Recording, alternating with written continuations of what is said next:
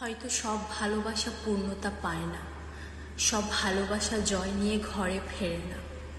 কিছু কিছু বন্দি থাকে ইনবক্সের কোনো এক পাশে, আবার কিছু কিছু পড়ে থাকে স্মৃতির আপন নিডে।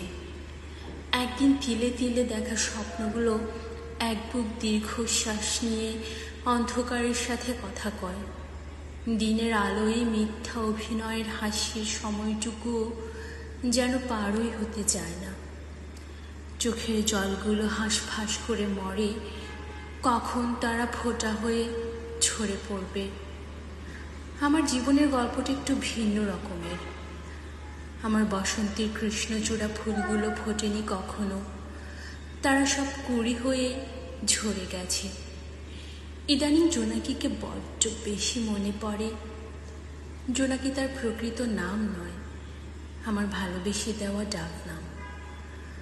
আদরে দেওয়া নামের উপর কি কখনো অভিযোগ থাকতে পারে? একদমই না।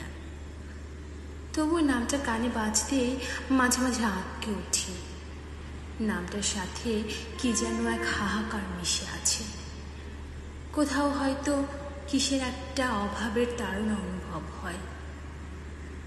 সত্যি বলতে আমাদের শুরুটা হয়নি কখনো।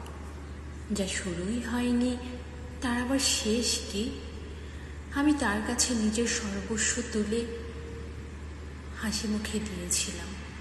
আমার অতীত, আমার বর্তমান, আমার একটু একটু করে গড়া ভবিষ্যৎ সবটাই সমর্পণ করেছিলাম তাকে।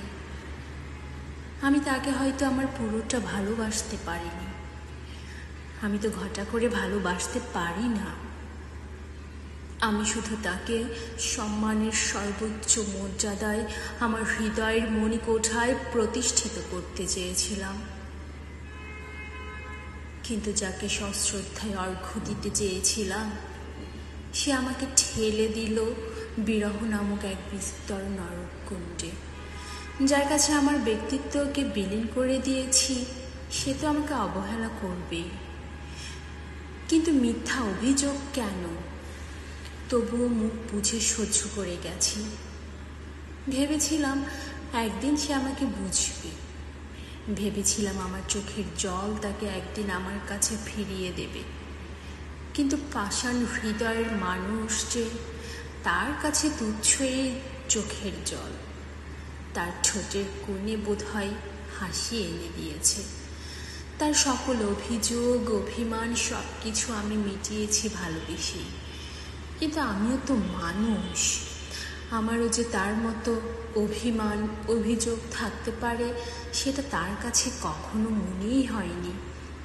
তাই বোধহয় সে আমাকে ভেঙেছে বহুবার।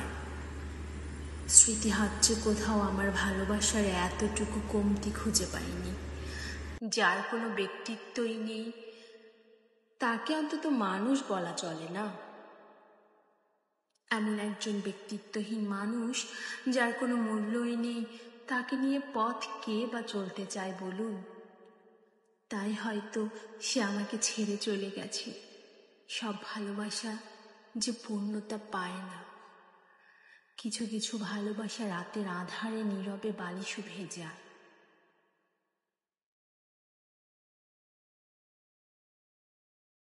কলমে ধ্রুবতারা, কণ্ঠে রোমান আক্তার সুইটি।